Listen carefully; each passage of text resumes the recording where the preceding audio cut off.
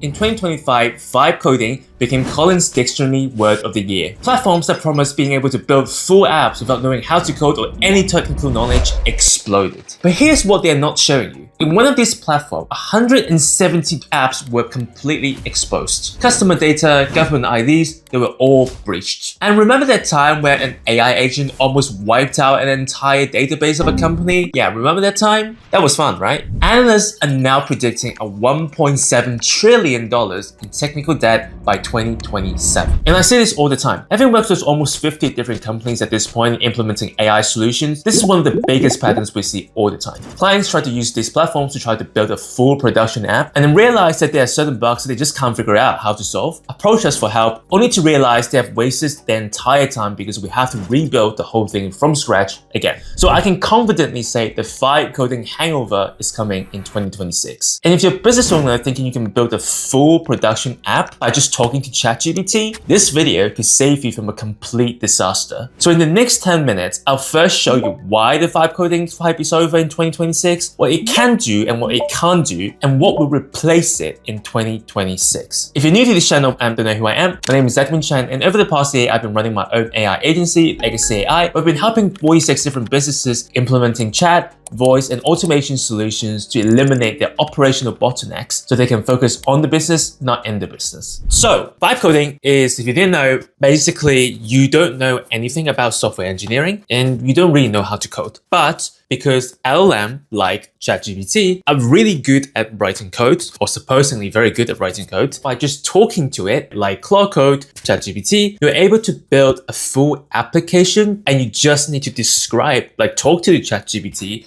and you'll be able to have that function being done. And it was sort of being done by Andre Carpathy. If you didn't know, I think it was a co-founder of Claude. Basically, he was saying like, oh, it was a weekend project, like talk to the composer in SuperWizard, which you don't need to know what that is. For example, the AI would generate you the code in cursor, and then you would just click accept, accept, accept without actually understanding or reading what the LM outputs. You just keep clicking accept and it will ultimately finish building the application that you want. Now, obviously this goes viral, got 5 million views in 2025, and people start using this idea to build different platforms. Now, one thing that most people actually forget is that it's not too bad for throwaway weekend projects, not production-ready project. Now, this is going to be very, very important later on. Remember, this is meant to be for some fun throwaway weekend project. But obviously, people keep working on this idea and they start a bunch of hype. You see platforms like Lovable AI, which is one of these vibe coding platforms where you can just talk to the platform, it'll build you an app, website, etc. Right? It's $100 million.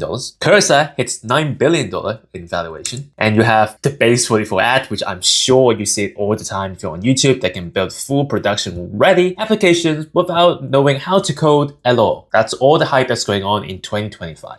Now, let me give you some reality check of what's actually happening. In Lovable, they found out that 170 apps within this platform that people vibe coded has access, anyone can have access to these sites, users information, like the customer's information, like names, email address, password, finance information, for example, money in the bank account, and even secret API keys for servers. So hackers can actually hack into this system and gain access to all these different information for Lovable, right? This is actually what happened in May 2025. Replit, another platform for doing these vibe coding apps, face similar issues. But one moment, apparently according to this person, it deletes the entire database without permission during an active code. And they even lie about it. It's bad enough that they've deleted an entire company's database. Imagine you have a database of your company, you hook it up to Replit and you talk to it, and for some reason, without telling it to, it just completely deletes your entire database. Just customer database just poofed, gone. And the worst thing is that AI lies about this. Like, this is even worse. And someone in Cursor basically said that you just delete my whole data from a database, and then I sincere apology. Yes, I made a serious mistake. We see this happening all the time.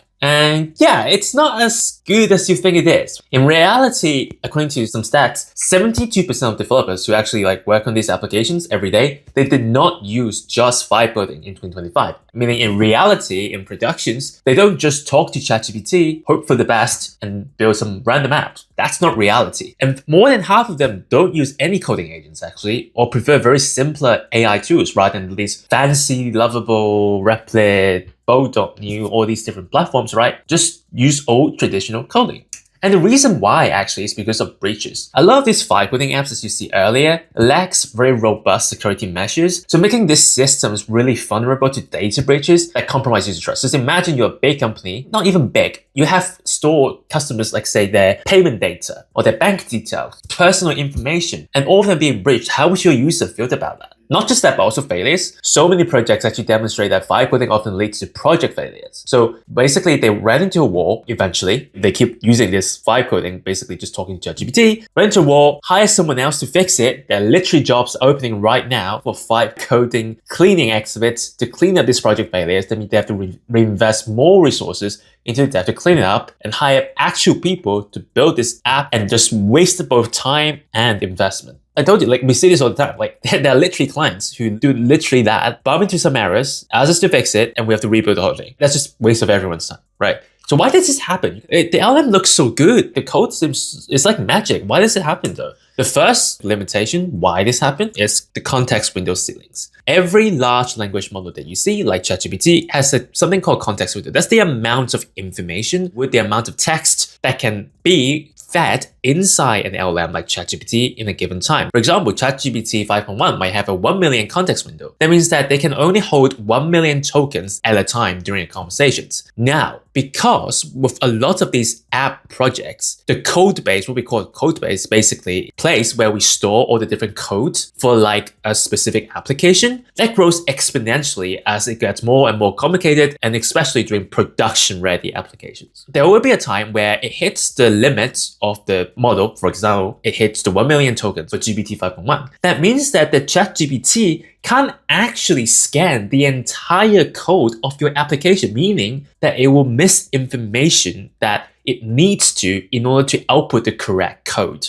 right? So that's why sometimes when it reaches that limit, the LM can produce absolutely garbage that has nothing to do with the project or just simply wrong because it just doesn't have all those information. There's also the complexity threshold. So LMs are really good, like ChatGPT is really good at writing like very simple function or writing like one very specific code that does one tiny specific thing. For example, checking the date time and generating a very specific kind of website. But once it gets to kind of a multi-architecture where it gets much more complicated, where there are compliance being built in like HIPAA, like GDPR compliance, or when it goes to like a production-ready database and there's so many different features, there are many things that you need to take care of, that's where it starts to break down because it just simply can't handle that complexity.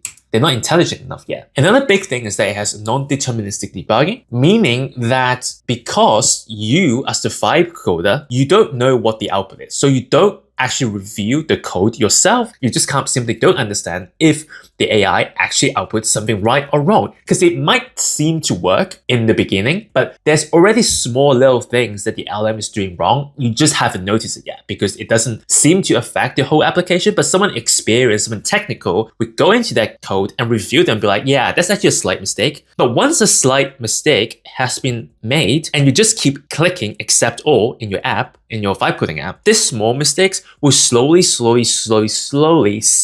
into a massive mistake. And at some point, you would be like, oh, this is not working. And you just hope the LLM can randomly fix the error. Now, unfortunately, because it spirals so many times, it's so many layers deep into the code base, it's really hard for someone to just go in there and identify the bug because it's so hidden and it keeps spiraled. So that's what we meant by non-deterministic debugging. We're just hoping the LLM to randomly be able to fix the bug. Scalability walls. So vibe coding is really good if it's like a kind of like a demo, like it's only served for a small limited amount of audience. But once you get signed up to like thousands, hundreds of thousands, tens of thousands of customers or users, that's where it's going to hit a wall. And the LM is not efficient enough to generate code that can handle 10,000 or hundreds of thousands of users in your app. Now, what's the solution? The solution to all of that is what we call the new term, what people call vibe engineering. It's actually originated from a very well-respected developer in the space called Simon Wilson. And his philosophy is basically other end of the spectrum. He defined vibe engineering as the opposite end of the vibe coding spectrum, right? Vibe coding and then you have vibe engineering. And vibe engineering is where seasoned professionals kind of accelerate the works with ChatGPT, with large language models, but staying proudly and confidently accountable for the software they produce. So it's kind of targeting different audiences. So vibe coding is for anyone, right? It's like the dream, telling you the dreams. Anyone non-technical, doesn't know how to code or anything, can build a full production app. Vibe engineering is saying that people who do know how to code, who has some technical knowledge, can produce these kind of production apps much faster than before with the assistance of LLMs like ChatGPT. Rather than completely replacing the developer or people who are technical, it's just an assistant, an acceleration to people who are already technical. That's the kind of term. In simpler terms, it just means that when you use agents for coding,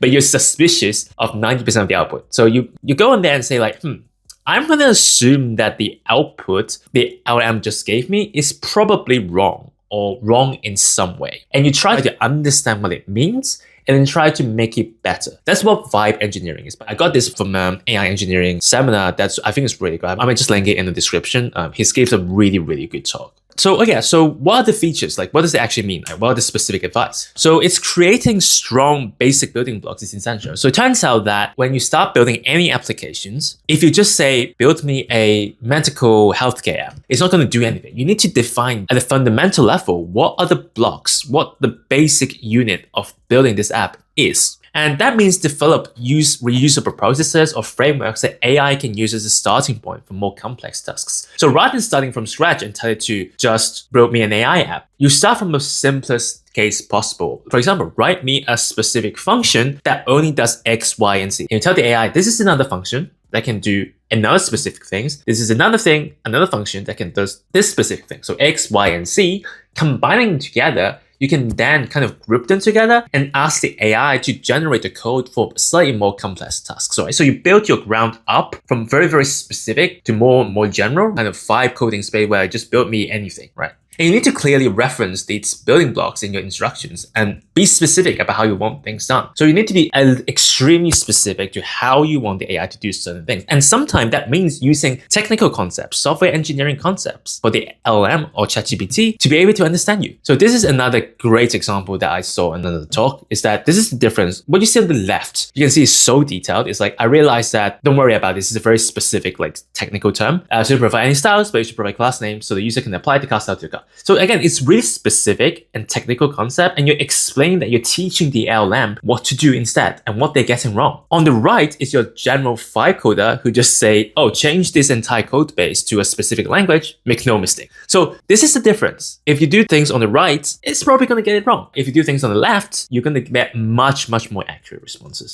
So when to use what? Where vibe coding really good at is really quick prototyping and MVPs. So they are really good at proving the concept to investors, or if you're in a company, proving it to your team leader, etc., that this app would work and what does it look like initially. And where vibe coding would be really good at is internal tools and admin panels, where it doesn't really matter, right? It's just for the team internally to use, for example, to organize their work, or some sort of like daily checklist, or some sort of dashboard to track their daily tasks that the employees themselves, only themselves use. And it doesn't really matter that much. And vibe coding is really good when it's about creating really pretty looking stuff. For example, websites, one of the best use cases for vibe coding, because it's really good at creating pretty and visually stimulating front end. And it's also really good for learning experimentation, right? Experimenting different app ideas and learning how software engineering works. But unfortunately for production, you lean towards using vibe engineering where it's for production applications, or you have live or massive databases where you cannot afford to delete anything. And then you have the PII, which is like when the applications involved with sensitive personal information like customers' data, you should always be very, very skeptical about the output of the ChatGPT output. So this is where the difference, like when I would use vibe coding and when you should use vibe engineering. So what does it mean to you? If you're a business owner watching this, it means that being able to understand the shift in the market from vibe coding, just talking to ChatGPT to build an app for your business, to vibe engineering, meaning that letting seasoned professionals who know what they're doing accelerate their work, help them finish their work faster, will help you make a lot of strategic decisions about hiring technical teams or handling technical projects prospects for your business. And prioritizing investments in kind of people who are technical will make that growth sustainable and mitigate any risk, rather than listening to the hype influencers and be like, oh yeah, let me try it instead, or let your employees who are not necessarily technical and don't really know what they're doing and just try it, see what happens. It ends up costing more to do it this way if you're looking for a very important production ready app than just hiring someone who knows what they're doing in the first place to build the app for you. And that's the reality of the market in 2026. So hopefully you learned something in this video. I go over this really quickly just to give you a rough idea. And yeah, if you're interested in working with me and my team, you're more than welcome to use the link in the description to book a free discovery call with us. And if you enjoyed this kind of content, remember to like, comment, and subscribe. But yeah, I'll see you in the next video.